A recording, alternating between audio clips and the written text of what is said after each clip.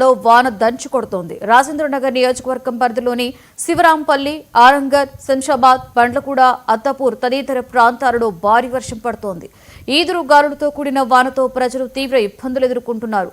రహదారులపైకి వరద నీరు చేరడంతో వాహనదారులకు ఇక్కట్లు తప్పట్లేదు.